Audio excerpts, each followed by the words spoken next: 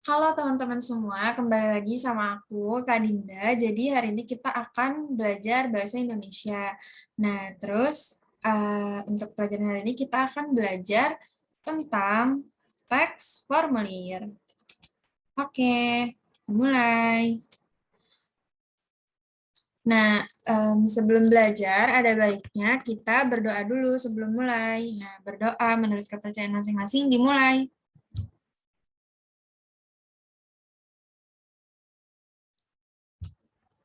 Oke, berdoa selesai. Semoga kita belajar hari ini bisa bermanfaat dan juga semoga bisa dipahami materinya. Oke, kita hari ini akan membahas tentang teks formulir. Nah, kita tuh mau belajar apa aja sih hari ini dari teks formulir? Nah, kita pertama akan belajar tentang pengertiannya, yaitu apa sih teks formulir itu, terus nanti dijelasin. Terus yang kedua itu fungsi dan tujuannya. Apa aja sih fungsi dan tujuan dari teks formulir? Terus yang ketiga, ada apa aja sih, ada jenis apa aja sih teks formulir itu? Terus yang keempat, contoh, syarat, dan struktur dari teks formulir. Oke, jadi kita mulai dari definisinya dulu. Nah, teks formulir sendiri itu adalah lembar yang berisi data diri. Data diri itu maksudnya kayak nama lengkap, tempat tanggal lahir, umur, kelas, alamat, hobi, dan masih banyak lagi sebenarnya. Dan maksudnya itu tergantung yang buatnya gitu, bisa terserah dia gitu yang buatnya. Terus data lainnya itu sesuai dengan tujuan formulir dibuat. Nah, jadi formulir itu datanya sesuai sama itu tadi aku bilang sesuai sama si pembuatnya dia mau buat formulir itu tujuannya apa gitu isinya apa aja gitu jadi beda-beda tiap formulir. Nah ini nih misalnya formulir pendaftaran program ekstrakurikuler maka poin-poin yang ada pada formulir tersebut selain data diri akan memuat data-data yang berkaitan dengan program ekstrakurikuler yang dipilih tuh. Oke. Nah, apa aja sih fungsi dari formulir itu sebenarnya? Fungsi dari formulir itu banyak banget. Nah, ini aku kasih contoh beberapa. Kalian boleh ini buat insight, cuman menurut aku nggak harus dihafalin semua. Kalian yang penting tahu dan paham gitu. Tapi sebenarnya fungsi dari formulir itu ada banyak banget gitu. Yang pertama ini contoh pertama itu fungsi-fungsinya pengisian data berbagai kepentingan, misalnya data untuk pendaftaran anggota, pendaftaran lomba, permintaan peminjaman bantuan dana dan lain sebagainya. Yang kedua, untuk mencari informasi tertentu. Kak, kita ngisi informasi tertentu, misalnya kayak pengen tahu apa namanya kondisi psikologis anak-anak SD misalnya. Nah, itu tuh psikolog-psikolog bisa bikin untuk tahu informasi tersebut. Jadi dari formulir gitu. Yang ketiga, sebagai media komunikasi antar individu maupun organisasi. Jadi kita juga misalnya kalau dari aku sendiri contohnya itu aku suka disuruh isi formulir gitu dari organisasi aku, dari kepanitiaan aku tentang aku gitu. Jadi buat media komunikasi gitu. Terus yang keempat, untuk mengumpulkan data. Banyak ya untuk mengumpulkan data, misalnya juga untuk guru gitu yang ngumpulin data-data muridnya. Terus misalnya yang kelima, untuk merekam data transaksi, misalnya formulir antara konsumen gitu. Formulir maksudnya produsen bikin formulir misalnya untuk tahu apa namanya data-data transaksi dari konsumen, misalnya nyuruh pekerjanya gitu. Terus yang keenam menjadi bukti fisik. Jadi kan terekam kalau formulir itu ya, jadinya ada bukti fisiknya gitu.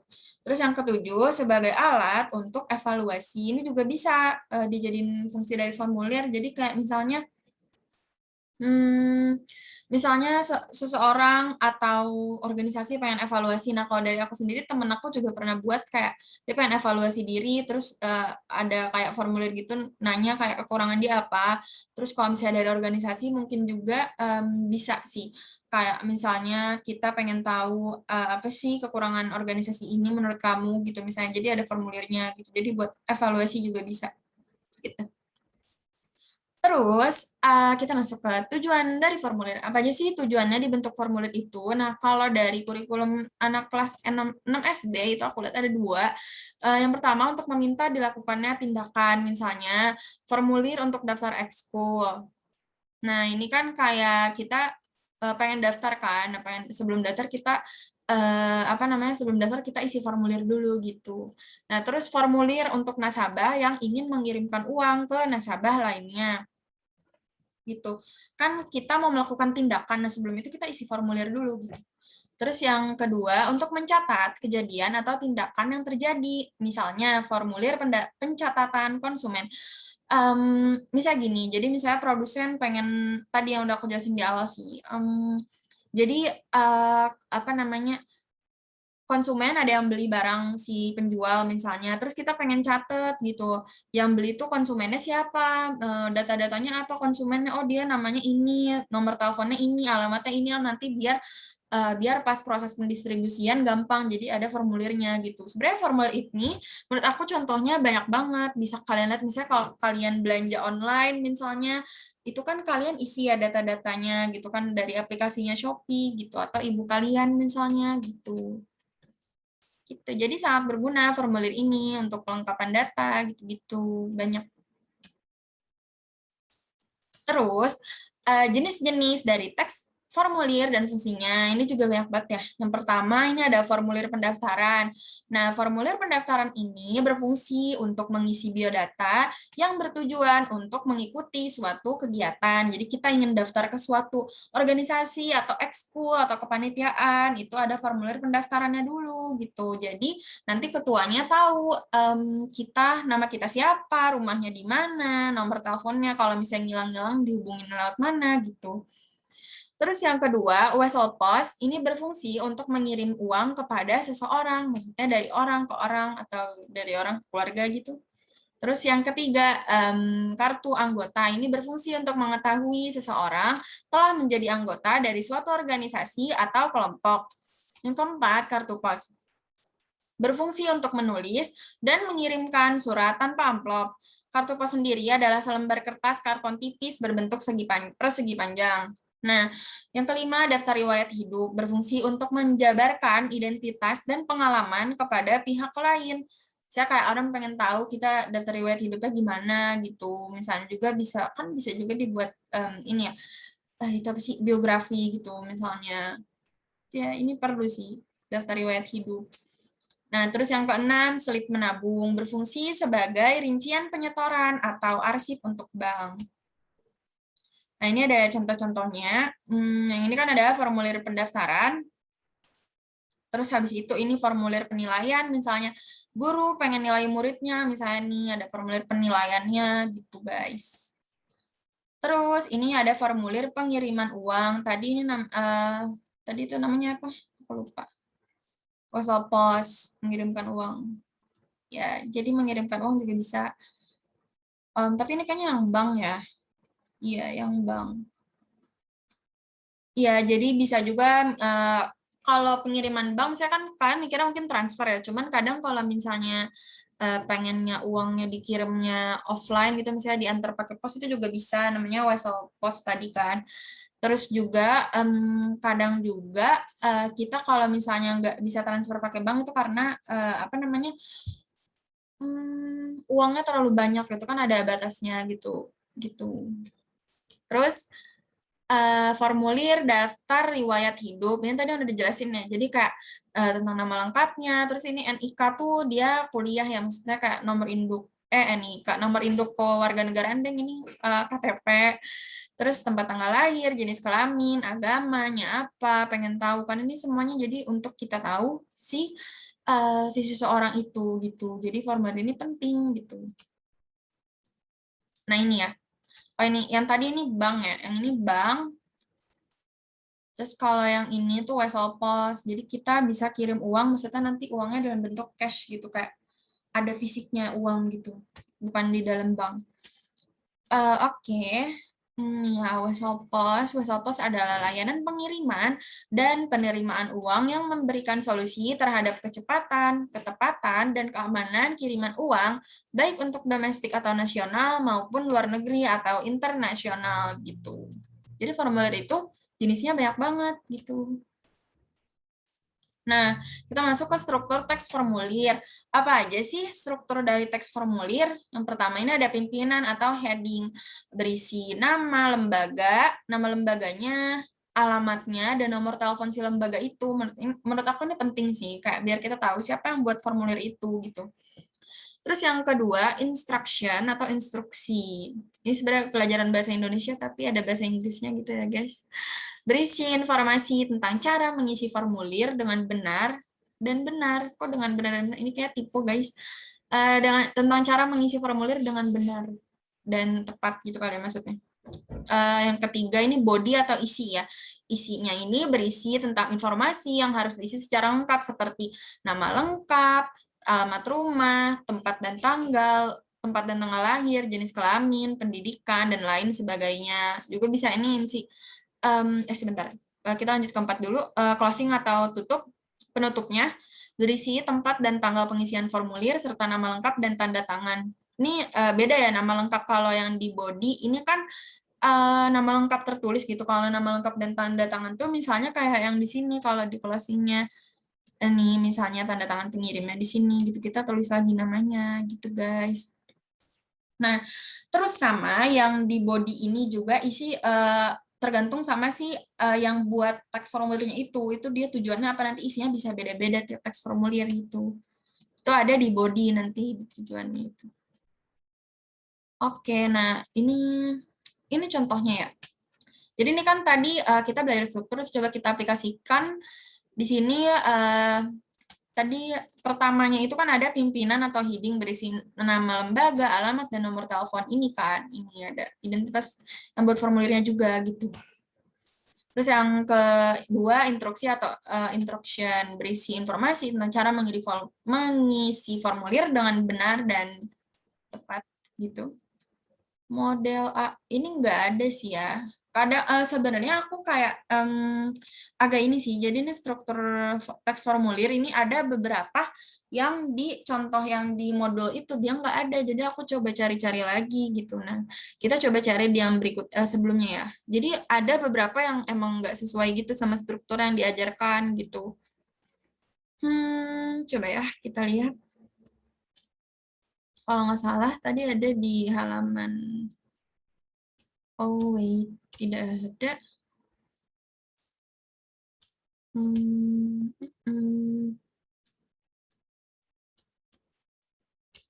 Bentar guys.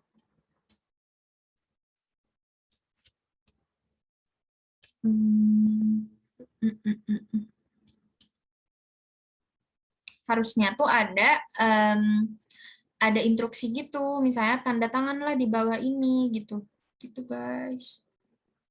Pada nggak ada ya. Berarti ini kurang lengkap iniannya. Terus teks eksplanasi, teks. Apa ini namanya teks formulirnya? Atau kita lihat di slide berikutnya aja kali ya. Jadi harusnya itu ada giniannya nih. Misalnya isilah dengan pulpen tinta berwarna hitam, ada petunjuknya gitu. Misalnya lembar formulirnya tidak boleh rusak, robek, atau kusut gitu misalnya. Terus ini apalagi nih petunjuk-petunjuknya. Misalnya kayak isilah formulir dengan menggunakan huruf kapital. Isilah identitas diri dengan sebenar-benarnya. Terus bubuhkan tanda tangan pada bagian kanan bawah. Gitu. Nah, cuman tadi kebanyakan itu nggak ada tulisannya, nggak ada tanda tangannya di bawah, udah langsung disediain aja di sini tanda tangannya gitu, kolom tanda tangan gitu. Terus body ya tadi instruksi udah, terus body isinya ini isinya nih. Nah ini tuh tadi ya isinya informasi secara lengkap. Terus tujuannya dia pengen apa sih? Dia pengen cari tahu ini tujuan penggunaan informasi, rincian informasi yang dibutuhkan gitu. Terus closing atau penutupnya berisi tempat dan tanggal pengisian formulir serta nama lengkap dan tanda tangan. Nah, ini nanti kita tulis namanya. Nah, beda-beda tiap surat itu. Kadang ada juga yang tulisannya misalnya titik-titik di sini nggak ada tulisan pemohon informasi kayak gini. Jadi misalnya kayak Bogor misalnya 18 Oktober 2021 gitu ada tanggalnya gitu. Sebenarnya sih lebih bagus yang kayak gitu ya. Jadi kayak lebih valid gitu. Oh, ini diisinya tanggal segini. Apalagi paling bagus kalau pakai materai juga gitu. Jadi ada kuasa hukumnya gitu. Nah, terus apa aja sih syarat-syaratnya dalam mengisi formulir? Oke, yang pertama itu mengisi datanya harus lengkap dan sesuai. Jadi misalnya dia mintanya data apa, kita harus isi secara lengkap gitu. Kalau nggak lengkap nanti yang buatnya bingung. Misalnya nggak nulis tanggal isinya, atau misalnya nama kitanya nggak lengkap, tulisannya nama panggilan doang gitu. Jadi harus lengkap dan sesuai, jadi nggak boleh bohong gitu. Terus yang kedua, hindarilah untuk mencoret-coret si kertas itu, karena kalau kita nyoret-nyoret kan nanti yang apa namanya yang butuh data dari formulir itu bingung karena ini apa, ada coretan apa gitu. Terus misalnya ada tulisan-tulisan apa kan jadi bingung gitu. Jadinya jangan dicoret-coret kertasnya gitu. Terus yang ketiga, menggunakan tulisan yang jelas. Ini kalau formulirnya berupa kertas ya, karena kalau di zaman sekarang kayak udah banyak formulir yang bersifat online gitu. Nah, kalau misalnya kita kertasnya masih kayak kertas berbentuk fisik, itu ada baiknya kita menggunakan tulisan yang jelas. Malah harus jelas tulisannya, nggak harus bagus juga, cuman kayak jelas bisa dibaca gitu. Karena kalau nggak bisa dibaca, kayak untuk apa dong kita nulis, nanti nggak bisa dibaca, orangnya nggak ngerti gitu. Jadi harus menggunakan tulisan yang jelas. Lalu selesai sudah pertemuan kita kali ini. Nah, nanti untuk di kelas aku akan fokus pengen diskusi aja. Jadi kayak kemarin aja kita akan diskusi gitu sambil ngerjainnya bareng-bareng gitu. Biar sambil diskusi. Nanti kalau nggak ngerti bisa ditanya gitu. Sebenarnya materi kali ini lumayan mudah ya dibanding teks eksplanasi. Soalnya teks eksplanasi kemarin tuh lumayan sulit untuk aku. Jujur aku aja belajarnya di SMA, terus aku kayak kaget, "Hah, anak SD belajar teks eksplanasi gitu." Kalian kayak keren banget. Oke, jadi untuk hari ini selesai sampai di sini. Semoga ilmu yang kita pelajari hari ini bermanfaat, bisa bermanfaat untuk kita, keluarga kita, lingkungan kita, untuk nanti adik-adik generasi berikutnya gitu. Jadi bisa disampaikan lagi ilmunya. Amin. Oke, sekian. Terima kasih teman-teman. Mohon maaf apabila kakak ada salah dalam menerangkannya, dan mohon maaf apabila kecepatan juga. Oke, nanti kalau misalnya ada yang kurang paham, bisa dicatat pas nonton sambil dicatat, dan nanti bisa ditanyain di kelas. Oke, dadah. Sampai jumpa di pertemuan kita nanti di Zoom. Assalamualaikum. Dadah, teman-teman. Semangat.